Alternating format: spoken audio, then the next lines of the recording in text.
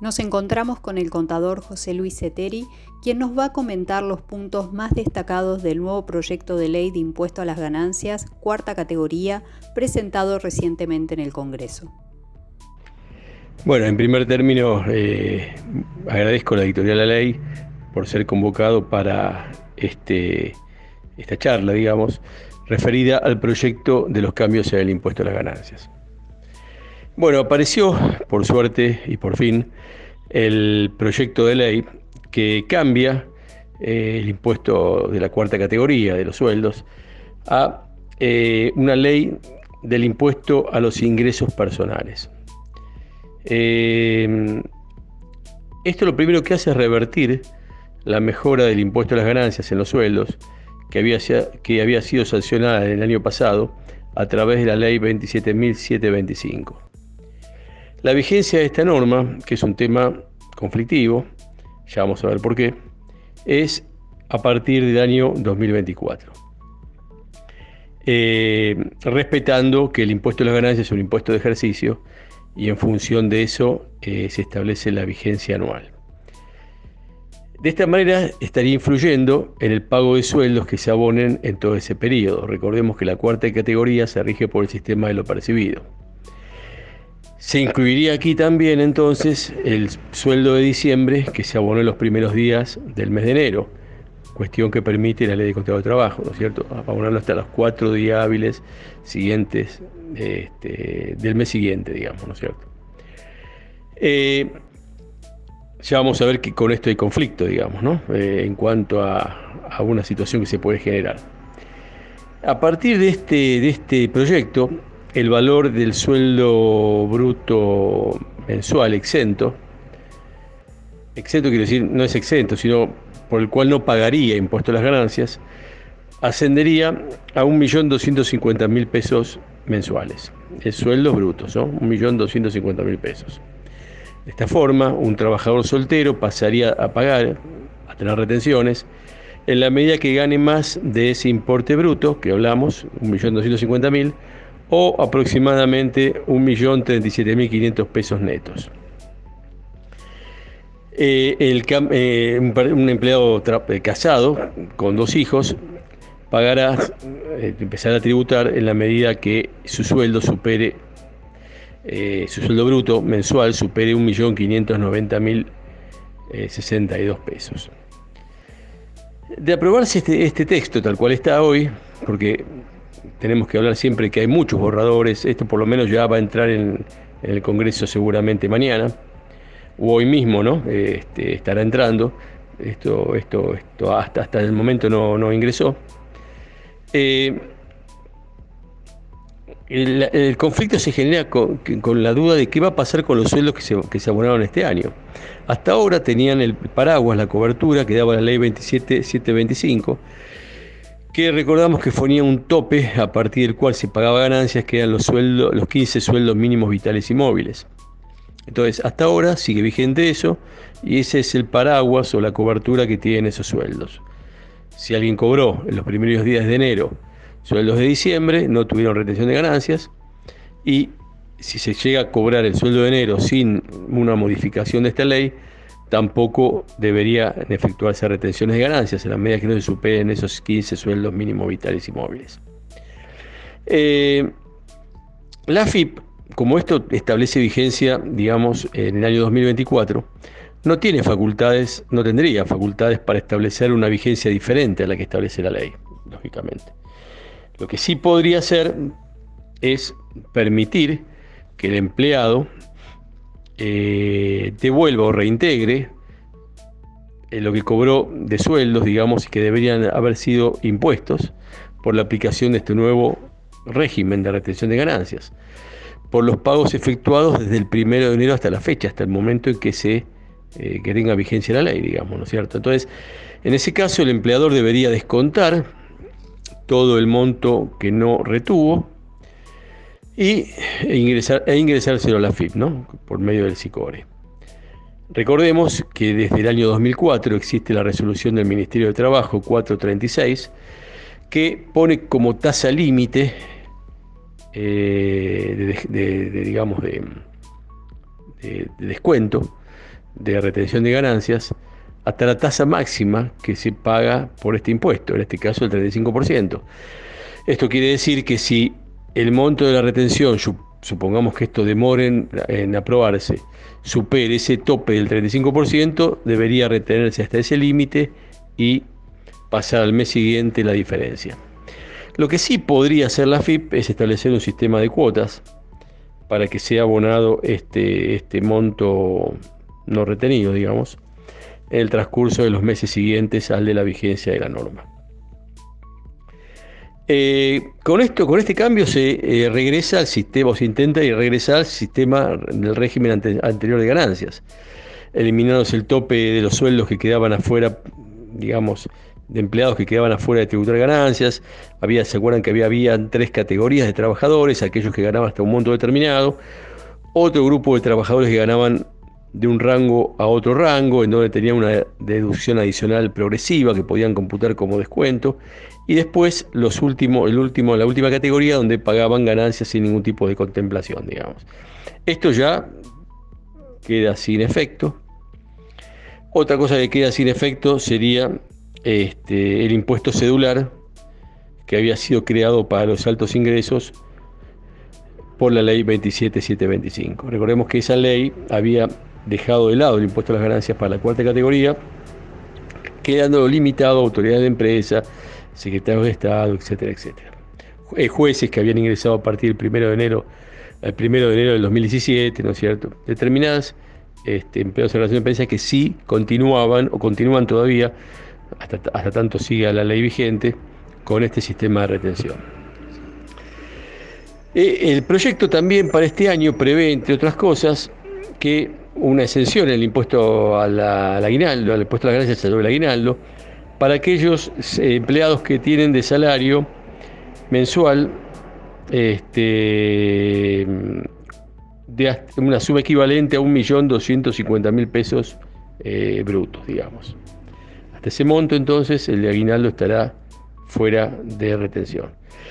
Esto produce que si en enero esta persona no gana 1.250.000 pesos brutos, no se le va a retener ganancias, pero si después el promedio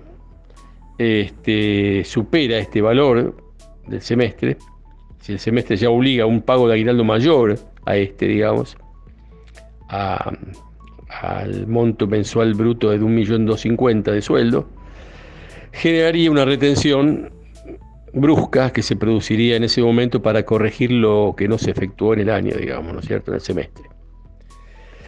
Este monto deberá, según el proyecto, deberá ajustarse por semestres calendarios con efectos a partir del segundo semestre del 24. O sea, para este año, primer semestre, regiría el aguinaldo exento hasta el valor de un sueldo mensual bruto de 1.250.000.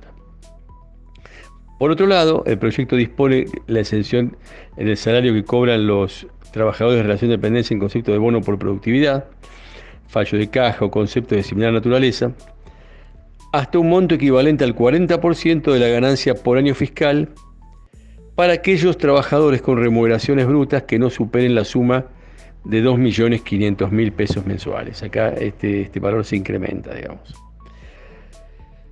Se define el mínimo no imponible anual que puede descontar el empleado, que asciende a 2.360.829. Después la deducción por cónyuge o conviviente asciende a anual, estamos hablando de montos anuales, ¿no? 2.200.918, 1.109.931 por hijo, hija, hijastro o menores de 24 años o incapacitados para el trabajo. Y estas deducciones también entonces se ajustarán por trimestre calendario, el 1 de enero, 1 de abril, 1 de julio y 1 de octubre de cada año, por la variación del índice de precios al consumidor que difunde el INDEC. Bueno, como volvemos a la cuarta categoría anterior, digamos, a todas estas modificaciones que se hacían antes, digamos, que hacía el gobierno anterior, recordemos que dentro del valor de 1.250.000 se encuentra todo lo que cobra el empleado, ¿no? En forma habitual y en forma esporádica. Sueldo básico, adicionales, aguinaldo en la medida que esté grabado, ¿no? Que supere el monto de 1.250.000 de sueldo bruto. El adelanto de vacaciones, los premios, conceptos indemnizatorios que todavía están exentos, digamos, ¿no? Que están grabados, perdón, que no están exentos, como son vacaciones no gozadas, integración más de despido, el preaviso, bueno, determinados conceptos que todavía no tienen la situación de exención en el impuesto a las ganancias. El esquema de retención vuelve a ser el que estaba antes, digamos, ¿no? Que se consideraban los ingresos del empleado y se descontaban las deducciones personales, ¿no? El mínimo no imponible, la deducción especial y las cargas de familia. Recordemos que la deducción especial está incrementada en 3/8 veces, 3,8 veces el valor de la deducción común, especial común. Y las cargas de familia que ya con sus nuevos valores, digamos, ¿no es cierto? Además, asimismo, las escalas que se utilizan para calcular el impuesto se actualizarían, en la medida que se apruebe el decreto, la ley, perdón, trimestralmente por medio del índice de precios al consumidor, también que difunde el ENDEC. Y se delegaría al Poder Ejecutivo las facultades de modificar las escalas de la misma manera que hacía el gobierno anterior. Haciendo un poquito de historia con este tema, los cambios sobre la cuarta categoría del impuesto a las ganancias en los sueldos no fueron incluidos en el llamado proyecto ómnibus o ley bases. Estaba formando parte de un proceso de negociación con los gobernadores a efectos de la aprobación de determinadas cuestiones legislativas. Recordemos que también lo que mantiene vigente este proyecto es lo que rigió en el decreto 473 del 2023, que dispuso un incremento de los sueldos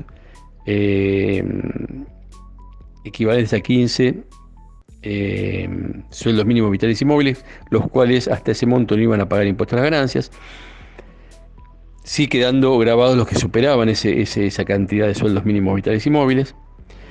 Queda entre signos de interrogación qué va a pasar con los sueldos de diciembre que se pagaron en enero, porque el decreto 473 hablaba del sueldo pagado, el sueldo de diciembre en la medida que se pague en ese mes, por eso no entiendo que no está comprendido dentro del beneficio si se pagó en enero. Esto sigue vigente, entonces no hay no se retrotrae este beneficio, digamos, tampoco se retrotrae nada del 2023 en cuanto a los distintos escalones que se fueron estableciendo de sueldos que pasaron a estar grabados por ganancias. Pero sí, lo que hace este proyecto es crear para el 2023 un aumento, un ajuste del IPC de todo lo que tiene que ver con los seguros de vida, el monto de seguro de vida, seguros de retiro.